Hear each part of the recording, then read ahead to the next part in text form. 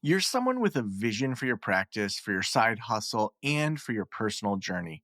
But when it comes to establishing your path on how to get to where you want to be with your practice, things get a little messy. You're also someone who'd prefer to go in person instead of to groups and listening to everyone else's story. To me, it sounds like you could benefit from one on one consulting with our experienced practice of the practice consultants. From $5.95 a month and up, you can work with a consultant that will give you more direction and practical, tried and tested tips matched to you and your goals. For more information, visit practiceofthepractice.com/apply. Again, that's practiceofthepractice.com/apply.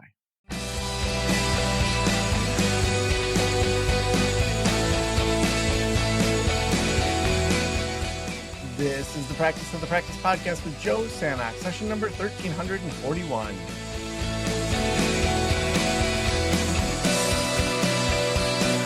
I'm Joe Samak, your host, and welcome to the Practice of the Practice podcast, where we help you build a thriving private practice you absolutely love.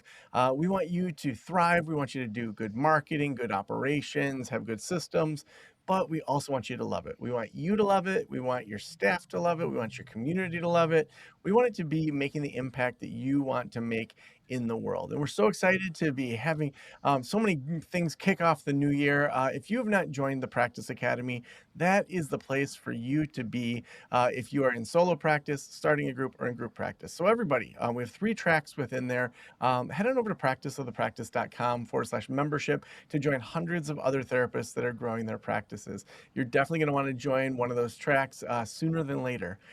Today, I'm so excited that I have Dr. Jenn Hardy with me. Jenn is a psychologist and successful private practitioner in Maryville, Tennessee. She's also an Instagram influencer at Dr. Jenn Hardy, that's 2 N's, known for her handwritten sticky notes encouraging people to step away from hustle culture and perfectionism toward a more balanced, sustainable, and self-compassionate life. She graduated with a PhD in counseling psychology from Penn State, where she received advanced training in psychodynamic and feminist therapy, career counseling, and attachment theory.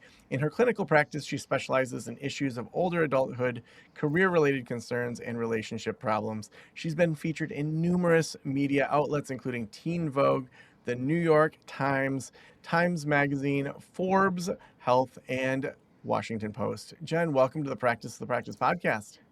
Yeah, thanks for having me, Joe. I'm looking forward to our conversation. Yeah, I'm so excited to talk with you about just your work and just how you conceptualize things.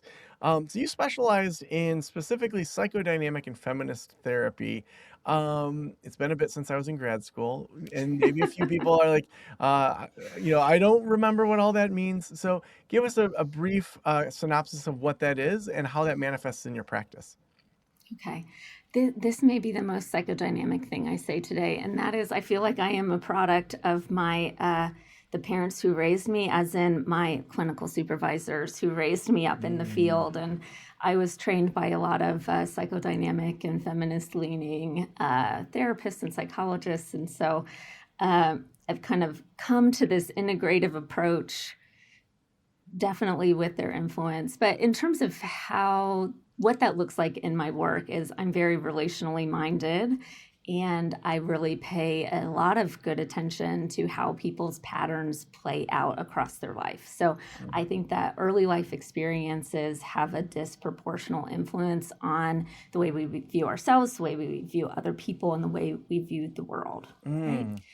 And so the feminist therapy piece would be recognizing that we are not just a product and influenced by the family that we grew up in, but also the society and cultures that we grow up in, and the rules that these broader level forces teach us about who we are allowed to be in the world and how people perceive us. And so recognizing there are all of these outside influences that play a very big role in how we approach the world and how we approach ourselves. And a lot of times we aren't even aware of it, right? And so in therapy, we can work with a therapist to try to bring some of those to the surface so we can examine them and decide which ones we believe and which ones we would like to change.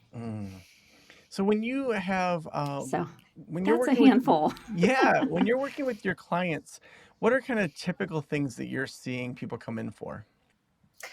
Well, I do a lot of very long-term therapy, and like I said, one of my specializations is issues of older adulthood. And so we may be doing a marriage of a few different things that may seem somewhat disconnected from each other, but they're all a part of their experience. So, what I mean by that is they're dealing with chronic health conditions. And so, some of our work is how do we navigate healthcare systems with people who maybe we are struggling to be believed and struggling to access care and manage those communications. But then we might also be talking about how do I navigate my relationship with my adult kid, and what is it like for me to be in this role as grandparent while also processing through maybe my grief and things that happened to me as a child and experiences I've had with generations above me, but also the generations that come after.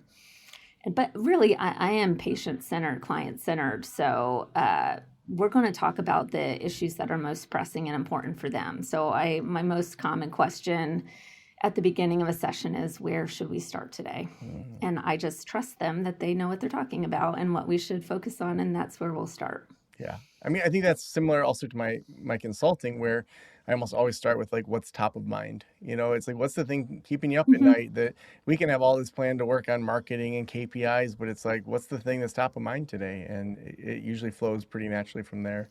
Yeah, because I want people to be fully focused and present. And if their mind is dealing with this crisis or just this problem, we can't focus on whatever else it is that we were planning on talking about. Yeah, so it's about meeting them where they're at. Yeah, yeah. Now, when did you decide to jump into Instagram, or to maybe do that in a way that got some attention? Yeah. Oh, yeah, I'm trying to remember if it was 2017, Ooh. 2018. It's towards the end of the year. Career is one of my other specializations. And for a long time, I had been feeling like things were going really good. I had built my practice. I was feeling really steady and solid about this and the business aspects, but also the clinical aspects. And my kids were getting older, so I could get some sleep. And like everything was feeling really good, but I was feeling like there was something missing.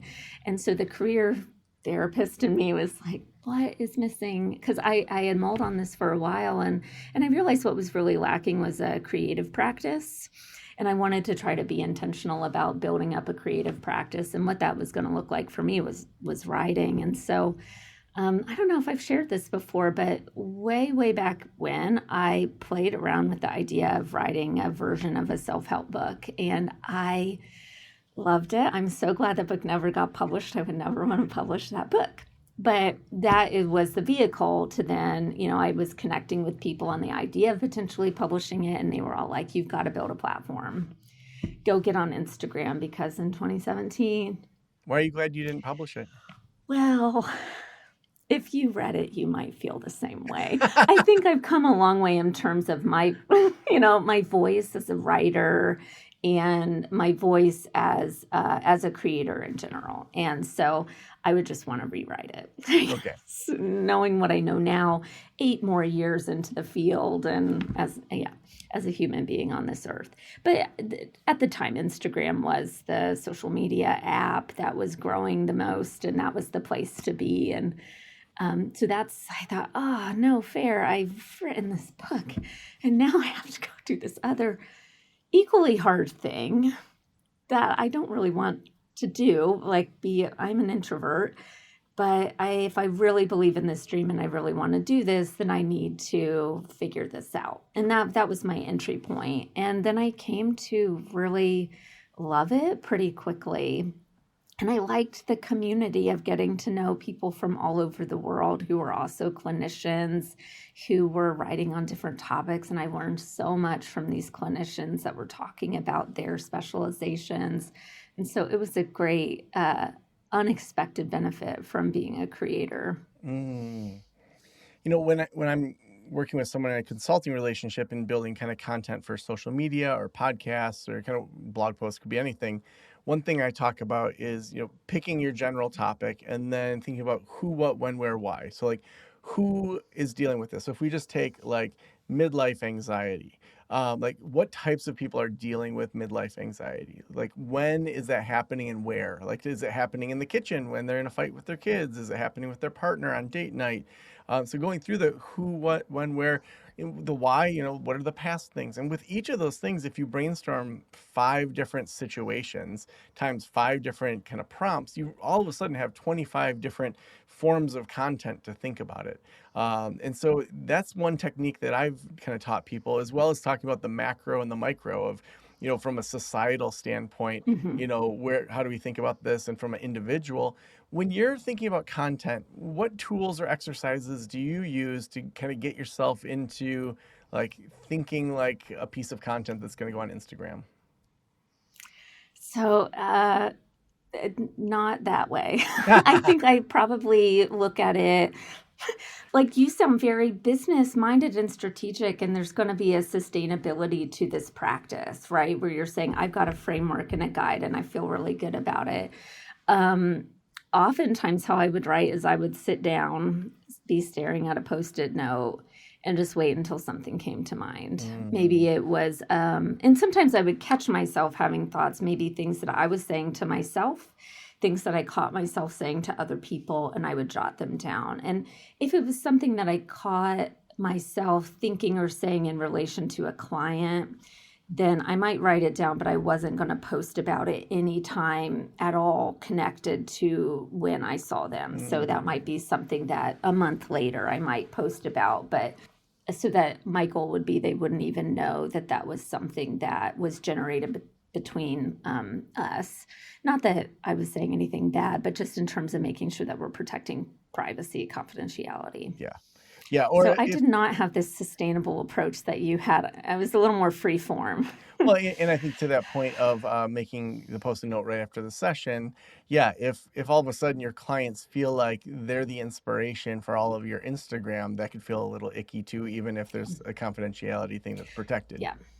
So, Yeah. And I tended to not come out of client sessions, honestly. It might be I was noticing themes amongst friends, or I was mm, stuff I was working on with myself, or things I might be saying to my kids. And the thread of the thought. I remember a post that I did somewhat recently that surprisingly went a little viral. My posts never go viral. Was the you are not a pancake. The goal is not to see how thin you can spread yourself. mm. And that was something that I had said to myself because I can be a little snarky to myself and Oh, just also trying to inject a little humor if I'm getting too intense with myself. And so I'm like, oh, that's a post. Write that down. Post that. oh, I like that.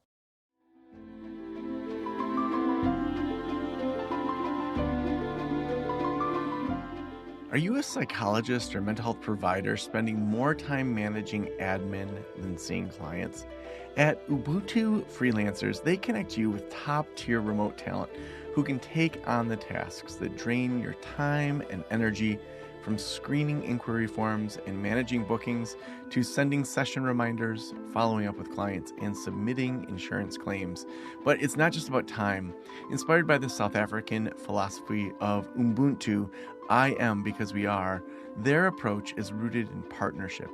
They will help you grow your practice and deliver a smoother, more professional client experience and stay consistent with billing, documentation, and compliance.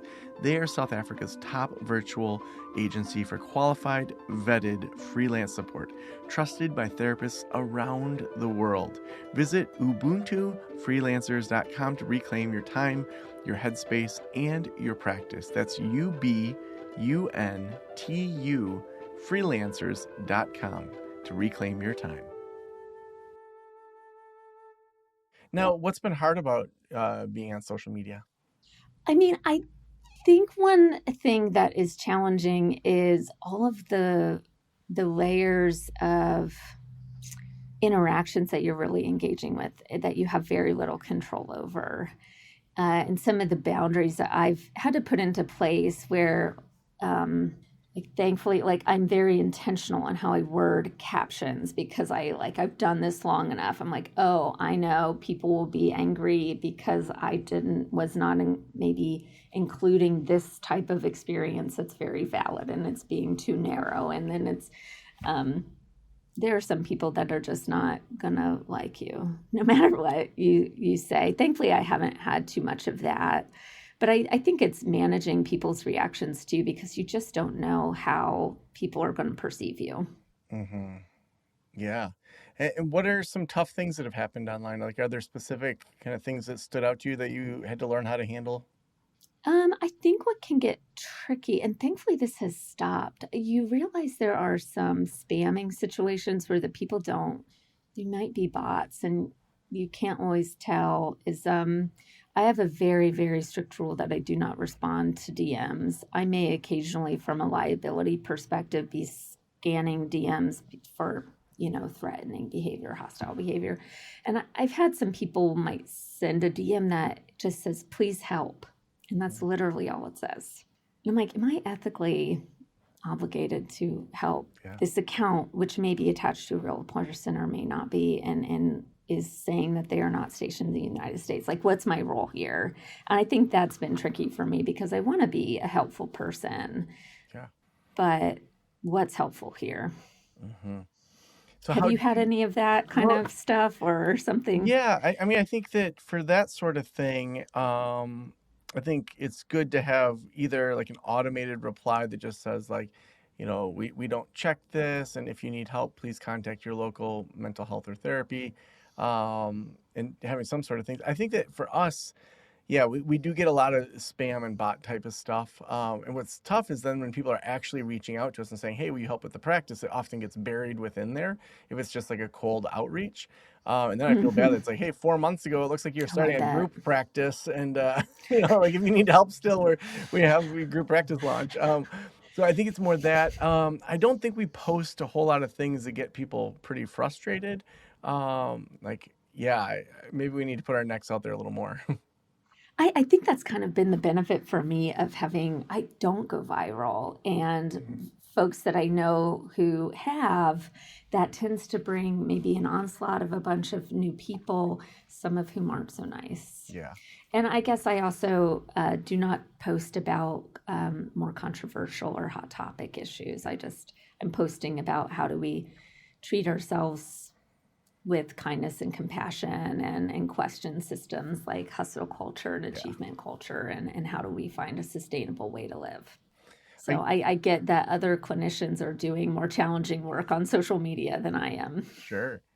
I think, as I reflect on your question, we tend to get emails from listeners that are frustrated. So, like, there's like a guest that, maybe they've Mm, written a book or they've done something, and then 5 years ago they did some interview about some topic that we're not digging in that deep to our guests. Like, we look at them, we, try to evaluate them, but, there's no way that we could listen through every podcast our guests have been on. And they'll find something that oh, has been said or that they perceive as being a I really see. big deal and that we're now aligning with that. And so we kind of have a like two email policy. Like we'll say, sorry for that, like we'll look into it. And then if the person comes back, we may then say a second email and say, we'll continue to look into this. We do our best, but we're not going to engage in a banter back and forth with someone. Hmm. Yeah. Yeah, and I suppose part of my perspective is this is something that you access for free on the internet, and if this isn't something that is a good fit for you, you don't have to keep following along. You're welcome to go find other stuff that's more aligned with you. Yeah, for sure. For sure. No. Yeah, I though that would make me nervous what you're describing, because I could see I'm not gonna be evaluating if I repost somebody's post. I'm not going to be evaluating every single thing that they've done on the internet. Right. The algorithm shows us very little of what anyone produces content wise Yeah. anyway. So yeah, I'm just not going to put that much research into it, but I get how that then puts us in a place of people saying, so do you agree with them? I'm like, Yeah. no, I just liked that post. Right. Now, how did you get into Teen Vogue, New York Times Magazine, Forbes, Huffington Post? Like, how did that come about?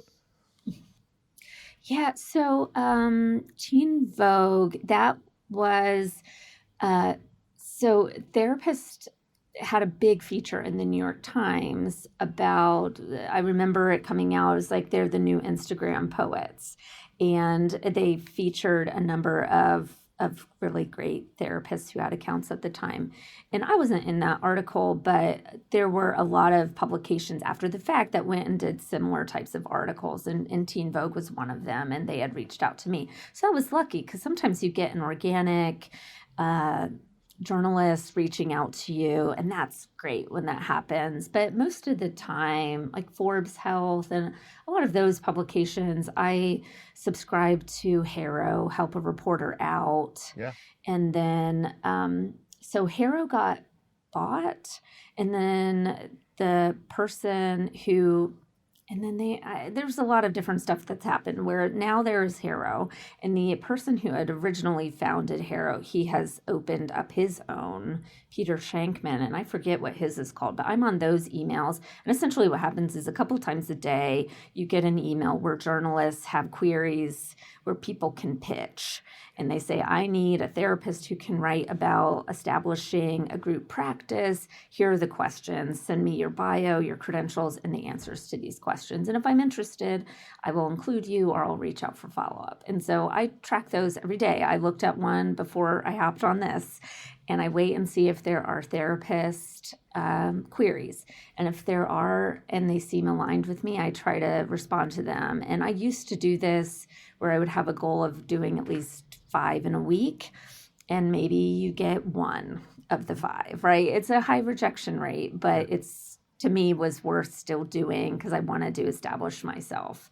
But yeah, it was mostly through Help a Reporter Out and now Peter Shankman. Mm-hmm. Yeah, I think Help a Reporter Out is such a good way to level up quickly as a therapist. Mm-hmm. I found that, Yeah. and maybe you have a different approach, but like answering the question fully, so that they can just take their quote if they want it, and then offering my cell phone Mm-hmm. number if they ever need a last minute quote has been really helpful because a lot of these people write for multiple publications. And so they may need a quote for Vogue one week, and then they might be in Forbes the next week. And so they're in lots of publications too. And so if you're like a quick quote kind of person, I've had multiple times when I was really active on there where I had people just say, "Oh my gosh, I have a deadline by the end of today. Can I have a quote for Valentine's Day about this topic?"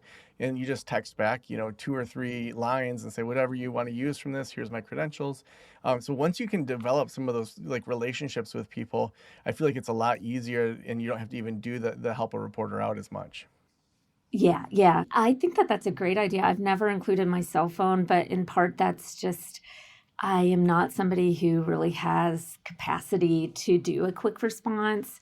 And I've to your point of offering a really solid answer for them that they can use, I used to make it a habit when I was doing them more frequently to go look up the article, see who did they pick, what quotes did they use, and sometimes they used mine. They just didn't.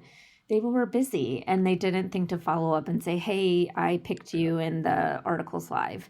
But I was happy to find those and then post about them because then I can, also establish my credibility that way by saying, "Look, these publications care about what I have to say on this topic." Yeah. Mhm. Yeah. So good. Well, Jen, the last question I always ask is if every private practitioner in the world were listening right now, what would you want them to know? Oh, I know. It's hard to be inspirational on the spot, but here we are as practitioners, often tasked with that. Uh, I guess that I would hope that they would know that they're to really lean into that dialectic of you are good enough just as you are, and that you have the right to continue to keep growing and you get to grow at a pace that is sustainable for you. And part of growth might mean taking breaks from that Mm, work so that you can rest and settle in and let some of that knowledge crystallize. mm. So good. Jen, if people want to follow you, if they want to follow your work, where should we send them? Yeah, my biggest account is my Instagram account at Dr. Jenn Hardy. That's mostly recycled posts at this point. My new writing you can find on Substack, and my publication is called "It Depends" because I feel like that is the most cliche therapist answer to any question. Well, it depends. So you can find me on Substack as well. Oh, love it. Well, Jen, thank you so much for being on the show. Thank you.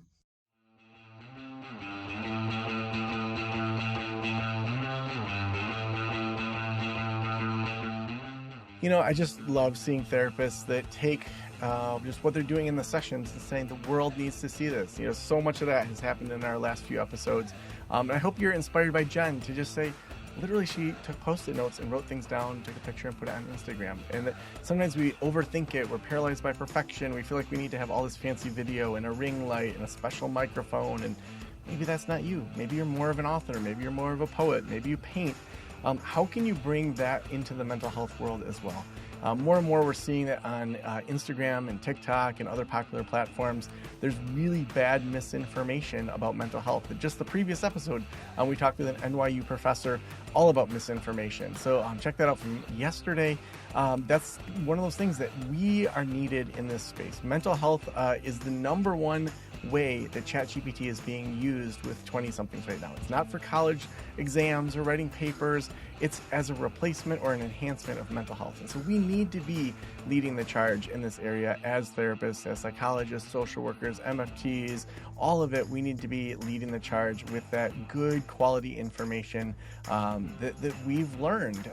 We are the experts in that area. So I want to encourage you to step into that as we step into the new year, that you step into something new. You find that creative habit that maybe outlines things that can be a next level for you. Also, we couldn't do this show without our sponsors. Ubuntu Freelancers are our sponsor today. They are an amazing freelancer company. They help with all sorts of things, whether it's billing, documentation, compliance, client experience, answering your phones. If you're looking for South Africa's top virtual agency, you have found them. You may not have thought to search that, but they are amazing. They're trusted by therapists around the world. You can head on over to UbuntuFreelancers.com. That's UBUNTU freelancers.com to reclaim your time, your headspace, and your practice. Thank you so much for letting me into your ears and into your brain. Have a great day. I'll talk to you soon. Special thanks to the band Silence is Sexy for that intro music. And this podcast is designed to provide accurate and authoritative information in regard to the subject matter covered. It is given with the understanding that neither the host, the producers, the publishers, or guests are rendering legal, accounting, clinical, or other professional information. If you want a professional, you should find one.